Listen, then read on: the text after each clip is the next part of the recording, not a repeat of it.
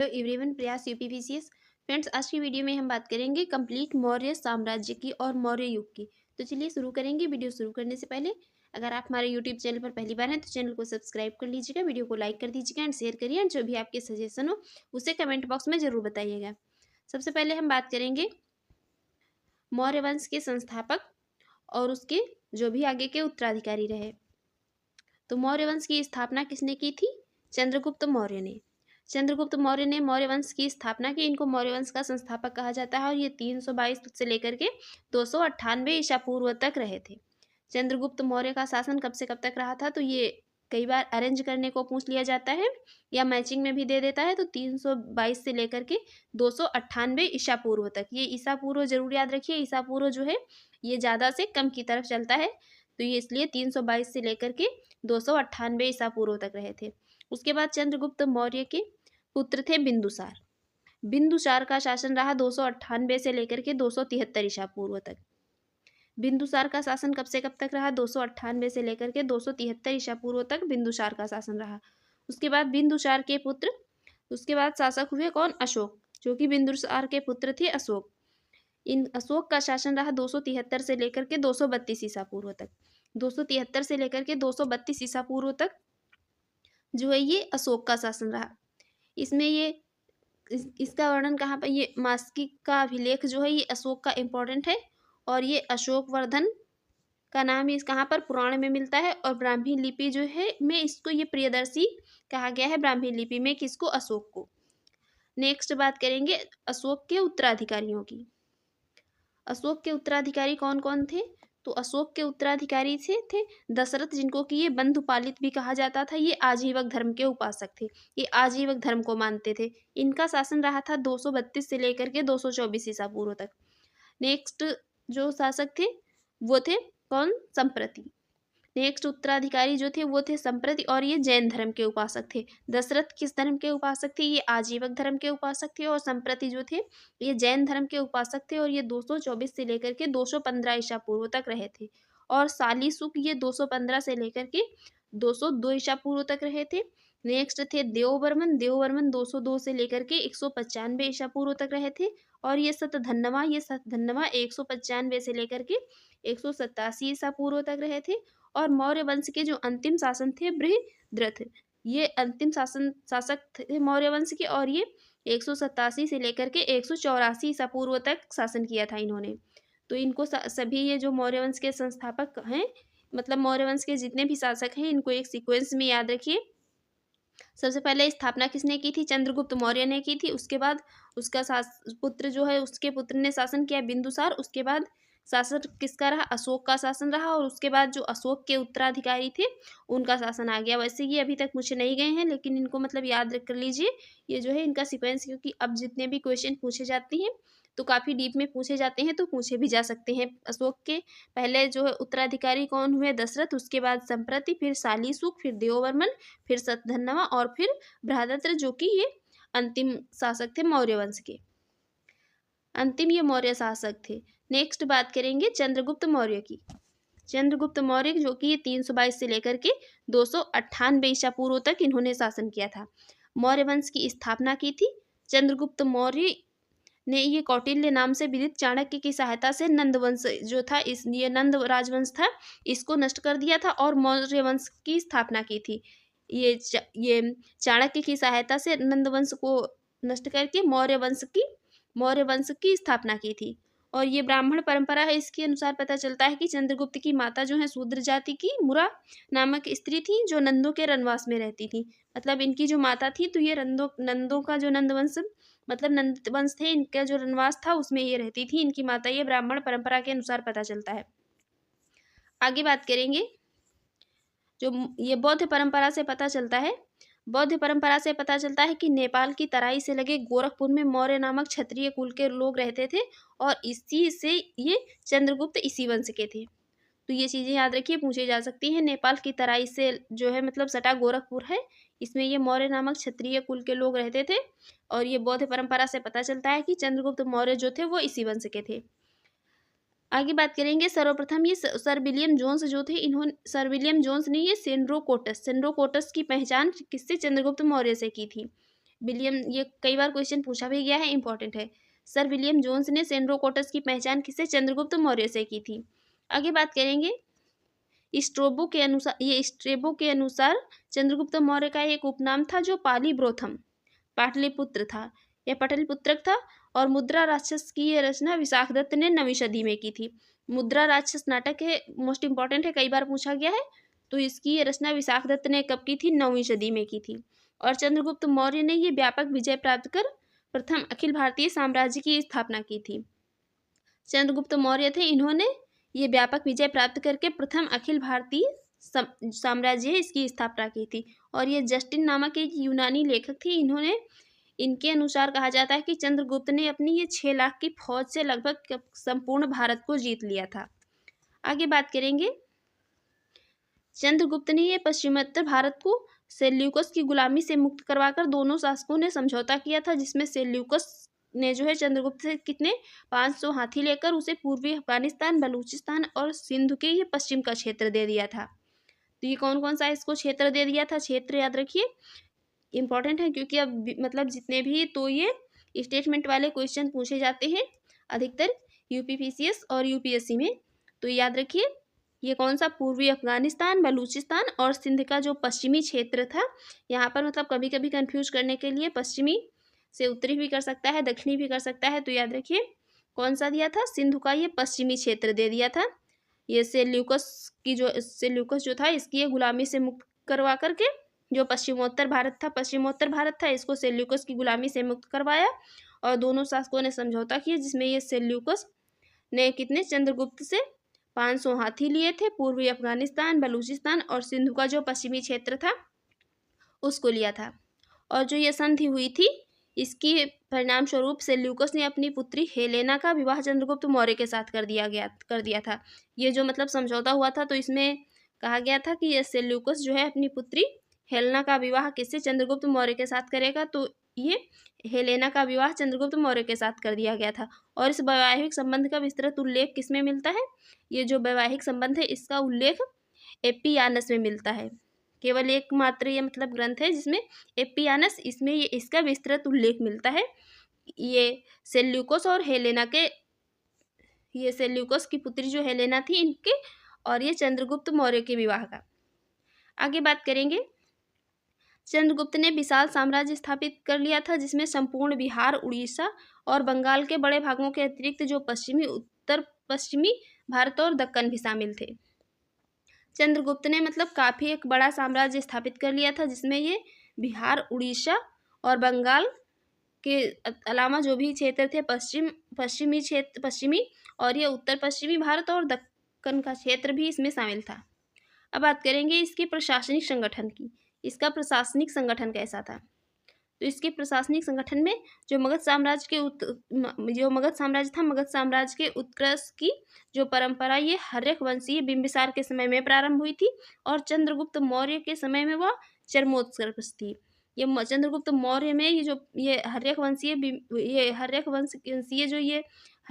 बिंबिसार के समय में परंपरा जो ये आरंभ हुई थी, ये चंद्रगुप्त मौर्य के समय में काफ़ी मतलब चरमोत्कर्ष पर पहुंच गई थी।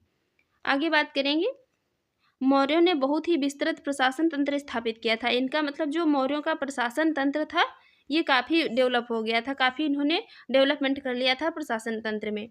और इसकी झलक इसका हमें पता कहाँ पर चलता है? तो इसका पता ये मेगास्थनीज की पुस्तक इंडिका और कौटिल्य की पुस्तक है एक अर्थशास्त्र, इसमें पता चलता है कि मौर्यों का जो शासन था ये काफ़ी मतलब अच्छा था। आगे बात करेंगे, चंद्रगुप्त मौर्य के साम्राज्य का विस्तार उत्तर पश्चिम में हिंदू कुश से लेकर के दक्षिण में उत्तरी कर्नाटक तथा पूर्व में मगध से लेकर पश्चिम में सौराष्ट्र तक था। चंद्रगुप्त मौर्य का जो साम्राज्य का विस्तार था तो उत्तर पश्चिम में हिंदू कुश पर्वत तक था और दक्षिण में उत्तरी कर्नाटक तक था और पूर्व में ये मगध से लेकर के पश्चिम में कहाँ तक? सौराष्ट्र तक था। आगे बात करेंगे, मेगास्थनीज जो था ये कौन था? ये तो ये यूनान का एक राजदूत था जिसे सेल्यूकस ने चंद्रगुप्त मौर्य के दरबार में भेजा था। ये यूनानी राजदूत था और सेल्यूकस ने इसे चंद्रगुप्त मौर्य के दरबार में भेजा था। इसने इंडिका नामक एक ये पुस्तक की रचना की थी और इस पुस्तक में केवल पटलिपुत्र का ही नहीं बल्कि ये संपूर्ण मौर्य साम्राज्य के शासन का विवरण मिलता है। इसमें केवल जो है पटलिपुत्र का ही नहीं बल्कि संपूर्ण मौर्य साम्राज्य है उसकी शासन का विवरण कहाँ पर मिलता है, ये क्वेश्चन हमसे पूछा जा सकता है कि मौर्य साम्राज्य के शासन का संपूर्ण विवरण किस पुस्तक में मिलता है। तो ये किसमें मिलता है, इंडिका में मिलता है, इंडिका पुस्तक में मिलता है। और इंडिका में मौर्य काल के प्रशासन, समाज और अर्थव्यवस्था का संपूर्ण विस्तृत वर्णन मिलता है कि मौर्य साम्राज्य जो था तो इस टाइम पे प्रशासन कैसा था और वहाँ का जो है समाज कैसा था और अर्थव्यवस्था उनकी इकोनॉमी कैसी थी। तीन सारी चीज़ों का विवरण कहाँ पर हमें इंडिका में मिलता है। और मौर्य साम्राज्य जो है अनेक ये प्रांतों में विभक्त था और प्रांत ये छोटी छोटी इकाइयों में विभक्त थे। मौर्य साम्राज्य ये अनेक छोटे छोटे प्रांतों में डिवाइड था और ये प्रांत जो है तो छोटी छोटी यूनिट्स में डिवाइड थे। आगे बात करेंगे, जो प्रांत होते थे इनको जिला या निकायों में डिवाइड किया गया था और जिला का जो प्रशासन, जिला का मतलब जिला जो होता था तो जिला प्रशासन का प्रधान कौन होता था, इसको स्थानिक कहा जाता था। जिला प्रशासन का जो प्रधान होता था उसको स्थानिक कहा जाता था, जो समाहर्ता के नियंत्रण में कार्य करता था। ये प्रशासन का प्रधान जो स्थानिक होता था ये किसके, समाहर्ता के नियंत्रण में कार्य करता था। और एक स्थानीय में कितने, ये 800 ग्राम रहते थे। एक स्थानीय में 800 ग्राम रहते थे। स्थानीय से छोटी जो प्रशासनिक इकाई थी उनको क्या, द्रोणमुख कहा जाता था।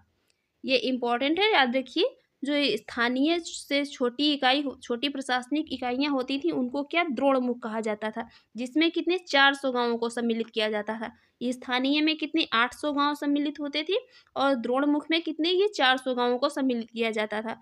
और 200 ग्रामों का समूह जो होता था उसको क्या कहते थे, तो इसको ये खारवटिक कहते थे। जो 200 गाँवों का समूह होता था उसको खारवटिक कहते थे। और 100 गाँवों को मिलाकर के क्या, संग्रहण बनता था। 100 गाँवों को मिलाकर के संग्रहण बनता था। और शासन की सबसे छोटी इकाई जो थी वो गांव थी, जिसका प्रशासन कौन होता था, तो ये ग्रामिक के द्वारा किया जाता था। जो शासन की सबसे छोटी इकाई गांव था इसका प्रशासन किसके द्वारा, तो ये ग्रामिक के द्वारा किया जाता था। आगे बात करेंगे, और ग्रामिक के कार्यों पर गोप नामक अधिकारी नियंत्रण करते थे।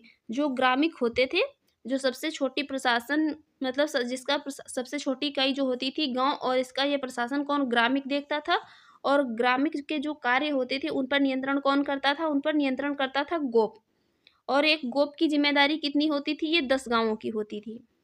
एक गोप जो होता था इसकी जिम्मेदारी कितने गाँवों की होती थी, ये 10 गाँवों की होती थी। 10 गाँवों के ये प्रशासन को देखता था। गोप व अन्य ग्राम प्रशासन के अधिकारियों के कार्यों की देखभाल में कौन, प्रदेष्ट भी समाहर्ता की मदद करते थे। और ग्रामांचल और नगरांचल दोनों के प्रशासन की व्यवस्था थी।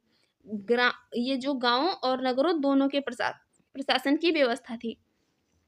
आगे बात करेंगे, पटलिपुत्र, कौशाम्बी, उज्जैनी और तक्षशिला प्रमुख नगर थे। ये मौर्य काल के जो प्रमुख नगर थे उसमें पटलिपुत्र था, कौशाम्बी था, उज्जैनी था और तक्षशिला था। और कौटिल्य के अर्थशास्त्र में विस्तृत नौकरशाही का उल्लेख किया गया है। कौटिल्य की रचना जो अर्थशास्त्र है इसमें ये विस्तृत नौकरशाही का उल्लेख भी किया गया है। राज्य के विभिन्न भागों की देखभाल के लिए अनेक जो है पदाधिकारियों की नियुक्ति की जाती थी, जिसमें सबसे ऊंचे अधिकारी होते थे उनको तीर्थ या महामात्र अथवा क्या अमात्य कहा जाता था। जो सबसे ऊंचे अधिकारी होते थे वो क्या कहलाते थे, वो तीर्थ, महामात्र या अमात्य कहते थे। जिनकी संख्या कितनी होती थी, जिनकी संख्या 18 होती थी। इनकी टोटल संख्या कितनी होती थी, 18 होती थी। और मौर्य नौकरशाही का एक पिरामिड, मौर्य नौकरशाही एक किसके समान थी, तो एक ये पिरामिड के समान थी। जैसे वो पिरामिड नहीं देखा कुछ, मतलब एक पिरामिड उल्टा होता है और एक पिरामिड सीधा। तो उल्टा कौन सा पिरामिड होता है, आप लोग कमेंट बॉक्स में बताइए, उल्टा कौन सा पिरामिड होता है। मौर्य नौकरशाही का एक पिरामिड, मौर्य नौकरशाही जो है तो ये एक पिरामिड के समान होती थी। सबसे शीर्ष पर मंत्री और उसके नीचे अन्य कर्मचारी रहते थे। इस पिरामिड, ऐसे पिरामिड जो है सबसे शीर्ष पर कौन रहते थे, सबसे शीर्ष पर जो है इसमें मंत्री रहते थे और उसके नीचे जो है सारे अधिकारी उसके नीचे रहते थे। और जितने भी जो भी मतलब कर्मचारी होते थे तो मंत्री से सभी नीचे रहते थे। आगे बात करेंगे, मौर्यों की राजधानी पटलिपुत्र का प्रशासन 6 समितियां करती थी। मौर्यों की जो राजधानी थी, मौर्यों की राजधानी थी पटलिपुत्र, इसका प्रशासन कौन, 6 समितियां करती थी। और प्रत्येक समिति में 5-5 सदस्य होते थे। प्रत्येक समिति में 5-5 सदस्य थे। अब बात कर लेते हैं वो जो समितियां थी। तो प्रथम समिति जो थी उसमें उद्योगों प्रथम समिति थी, तो वो उसका कार्य था उद्योगों और शिल्पों का निरीक्षण करना। जो उद्योग और जो शिल्प होते थे उनका निरीक्षण करती थी। द्वितीय समिति थी, तो ये विदेशियों की आवाजाही पर निगरानी रखती थी कि मतलब कौन सा विदेशी यात्री आ रहा है, कौन जा रहा है, इस चीज पर निगरानी रखती थी। और तृतीय समिति थी, तो ये जन्म मरण का ब्यौरा रखती थी। तृतीय समिति जन्म मरण का ब्यौरा रखती थी। चतुर्थ समिति व्यापार और वाणिज्य की देखभाल करती थी। पांचवी समिति जो होती थी, तो ये वस्तुओं के विक्रय का निरीक्षण करती थी। और छठी समिति ये विक्रय पर बिक्री कर वसूलती थी। छठी समिति जो थी ये बिक्री कर वसूलती थी। आगे बात करेंगे, ये समितियां ये जो सफाई, विदेशियों की रक्षा, जन्म और मृत्यु का पंजीकरण, बांटों और मापों का नियमन तथा इस प्रकार के जितने भी मतलब कार्य होते थे, तो उस मौर्य साम्राज्य में ये समितियों के द्वारा ही किए जाते थे। आगे बात करेंगे, और चंद्रगुप्त के प्रशासन की सबसे बड़ी विशेषता जो थी विशाल और स्थायी सेना रखना। ये सबसे बड़ी विशेषता थी कि चंद्रगुप्त के प्रशासन की, मौर्य साम्राज्य के, कि वो सबसे विशाल और स्थायी सेना रखते थे चंद्रगुप्त मौर्य। और प्रशासन की ओर से सेना की देखभाल का ही उचित प्रबंध किया गया था। कौटिल्य और मेगस्थनीज दोनों ही सैन्य व्यवस्था का उल्लेख करते हैं। ये कौटिल्य और मेगस्थनीज हैं, दोनों ही सैन्य व्यवस्था का अपनी अपनी पुस्तकों में उल्लेख करते हैं कि प्रशासन की ओर से सेना का देखभाल का उचित जो है प्रबंध किया गया था। कौटिल्य के अनुसार जो थी, तो ये सेना कैसी थी? सेना चतुरंगिणी थी, जिसमें कि पैदल, हाथी, घोड़े और रथ शामिल थे। चतुरंगिणी का मतलब यही है कि पैदल भी शामिल थे सैनिक, हाथी भी शामिल थे, घोड़े शामिल थे और रथ भी शामिल थे। और सीमांतों की रक्षा के लिए मजबूत दुर्ग बनाए गए थे, जिसकी सुरक्षा जो करता था उसको दुर्गपाल और अंतपाल करते थे। उनको दुर्गपाल और अंतपाल कहा जाता था, जो दुर्ग की सुरक्षा करते थे। प्लिनी नामक यूनानी लेखक थे, इनके अनुसार चंद्रगुप्त की सेना में कितने, ये 6 लाख पैदल सिपाही और ये कितने 30,000 घुड़सवार और 9,000 हाथी शामिल थे। ये प्लिनी एक यूनानी लेखक थी इनके अनुसार। और मेगस्थनीज के अनुसार सैनिक प्रशासन के लिए 30,000 ये कितने 30 अधिकारियों की एक परिषद थी, जो 5-5 सदस्यों की 6 समितियों, जिसमें पैदल, घुड़सवार, हाथी, रथ, नाव तथा सवारी में विभक्त थी। आगे बात करेंगे, यहाँ पर जो इतनी चीज़ें इंपॉर्टेंट नहीं है, ये आंतरिक सुरक्षा और अपराधियों पर नियंत्रण रखने के लिए राज्य पुलिस और गुप्तचरों की व्यवस्था थी। और नगर में शांति व्यवस्था बनाए रखने की जिम्मेदारी किसकी थी? ये नगराध्यक्ष की थी। नगर में जो शांति व्यवस्था बनाए रखने की जिम्मेदारी थी, ये नगराध्यक्ष की थी। और दंडपाल पुलिस विभाग का प्रधान होता था। दंडपाल जो था ये पुलिस विभाग का प्रधान होता था और ये अपराधियों पर नियंत्रण रखता था। और संपूर्ण साम्राज्य में गुण पुरुषों को गुप्तचर भी कहा जाता था। इनका जाल बिछा हुआ था, ये मतलब गुप्त जानकारियां इकट्ठा करते थे, इनको गुण पुरुष या गुप्तचर कहते थे। अब बात करेंगे गुप्तचर विभाग की। यहाँ पर ये भी याद रखिए, गुप्तचर विभाग जो है किससे संबंधित है? ये मौर्य साम्राज्य से संबंधित है, मौर्य काल से। और मौर्य साम्राज्य के अंतर्गत गुप्त विभाग जो है सुसंगठित था और इस विभाग में कई गुण पुरुष, जिनको गुप्तचर कहा जाता, होते थे। और ये महामात्याप सर्प के अधीन काम करते थे। किसके? ये महामात्याप सर्प के अधीन काम करते थे, जिसमें कुछ गुप्तचर जो हैं उनको देख लेते हैं, इंपॉर्टेंट है, यहाँ से ये कोई पूछे जाते हैं। जिसमें संचार जो है, तो ये गतिमान गुप्तचर थे। और संस्था जो है, तो ये एक जगह रहकर काम करने वाले गुप्तचर थे। और जो ये मतलब चल कर सब जगह से जानकारी गुप्त जानकारियां इकट्ठा करते थे, पूरे मतलब साम्राज्य से पूरे, तो इनको क्या कहते थे? इनको साम्राज्य कहा जाता था। और संस्था एक जगह रहकर काम करने वाले गुप्तचर थे। प्रतिवेदक जो थे, तो ये विशेष संवाददाता थे, इसकी पहुंच सीधे राजा तक थी। और पुलिसानी जो थे, तो ये लोगों के विचारों से राजा को अवगत कराते थे, इनको क्या पुलिसानी कहा जाता था। और जो चर थे, तो ये अर्थशास्त्र में वर्णित गुप्तचर थे। गुण पुरुष ये अर्थशास्त्र में वर्णित गुप्तचर थे, इनको क्या कहा जाता था? इनको गुण पुरुष कहा जाता था। आगे बात करेंगे, साम्राज्य की सीमाओं के भीतर होने वाले लगभग सभी प्रकार के जो आर्थिक क्रियाकलाप होते थे, उन पर राजकीय नियंत्रण था। और किसानों से वसूला गया टैक्स था, वो कितना था? तो ये उपज के चौथे हिस्से से छठे हिस्से तक होता था। मतलब कि 1/4 से लेकर के 1/6वें हिस्से तक किसानों से टैक्स वसूला जाता था मौर्य साम्राज्य में, जिनमें किसानों को सिंचाई सुविधा दी जाती थी और उनसे सिंचाई कर वसूला जाता था। सिंचाई की सुविधा दी जाती थी और सिंचाई का कर वसूला जाता था। और नगरों में बिक्री के लिए जो माल लाया जाता था, उन पर प्रवेश द्वारा चुंगी लिया जाता था। नगरों में जो भी माल बिक्री के लिए लाता था उन पर भी ये चुंगी लिया जाता था। अब बात करेंगे बिंदुसार की। बिंदुसार का शासन कब से कब तक रहा था? तो ये 298 से लेकर के 273 ईसा पूर्व तक रहा था बिंदुसार। बिंदुसार ये कौन था? तो ये चंद्रगुप्त मौर्य का पुत्र था। चंद्रगुप्त मौर्य का पुत्र था बिंदुसार। और यूनानियों ने इसे अमित्रकेटस या अमित्रघात कहा है। इसका अर्थ क्या होता है अमित्रकेटस या अमित्रघात का? तो ये शत्रुओं का नाश करने वाला। बिंदुसार के जो है मतलब कई विभिन्न नाम थे। इन्होंने अलग अलग ग्रंथों और अलग अलग जो है लेखकों ने इनका उल्लेख किया है। तो ये अमित्रकेटस जो है इसका नाम है, इसका उल्लेख कहाँ पर मिलता है? ये मिलता है यूनानी ग्रंथ में। और आतली द्रोणचड्स ये इसका उल्लेख कहाँ पर मिलता है? तो ये स्ट्रैबो में मिलता है। और अमित्रघात इसका उल्लेख कहाँ पर है? तो ये संस्कृत में इसका अर्थ होता है शत्रुओं की हत्या करने वाला। और अमित्रचट्टस तो ये एथेनियस में इसका उल्लेख है। अमित्रखंड इसका उल्लेख संस्कृत में है और शत्रुओं का नाश करने वाला कहा जाता है। और सिंहसेन इसका उल्लेख कहाँ पर है? ये जैन ग्रंथ में है। सीमसेन का उल्लेख तो ये राजवली कथा में है। और मंद्रसार का उल्लेख ये वायु पुराण में है।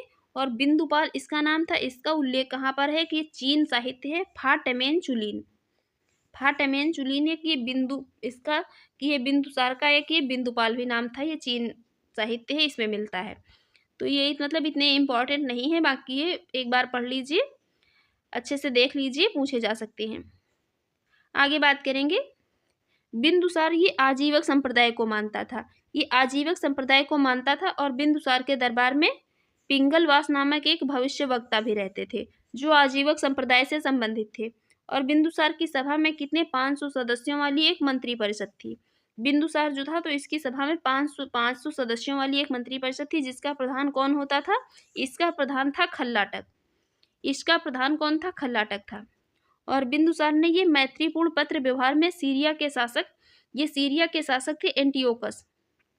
इनसे 3 वस्तुएं जिसमें मीठी मदिरा, सूखी अंजीर और एक ये फिलोसफर या दार्शनिक की मांग की थी। दार्शनिक को छोड़ करके उन्होंने मतलब ये अन्य वस्तुएं एंटियोकस के पास भेज दी थी। दार्शनिक उन्होंने इसलिए नहीं भेजा था कि मतलब उनकी जो भी चीज़ें हैं दार्शनिक वहाँ पर शेयर कर सकता है, इसलिए इन्होंने दार्शनिक नहीं भेजा था। और ये एक मतलब ये मैत्रीपूर्ण व्यवहार के जरिए सीरिया के शासक थे एंटियोकस।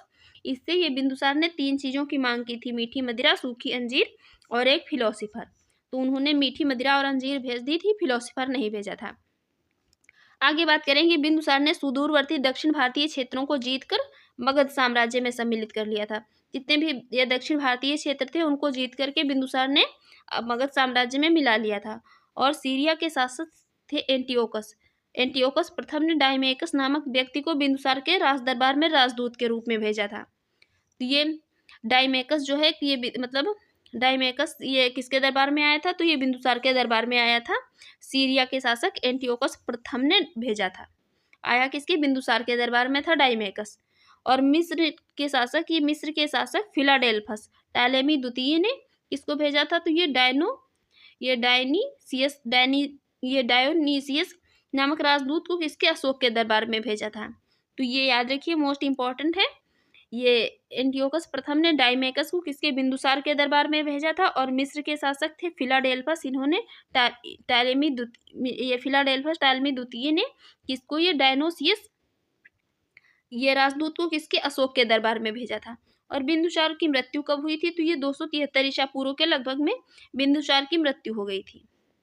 273 ईसा पूर्व के लगभग में बिंदुसार की मृत्यु हो गई थी। उसके बाद शासन आता है किसका? अशोक का। अशोक का शासन कब से कब तक? 273 से लेकर के 232 ईसा पूर्व तक रहता है। इसको हम नेक्स्ट वीडियो में देखेंगे। तो आपको हमारी वीडियो कैसी लगी कमेंट बॉक्स में ज़रूर बताइएगा। Thanks for watching.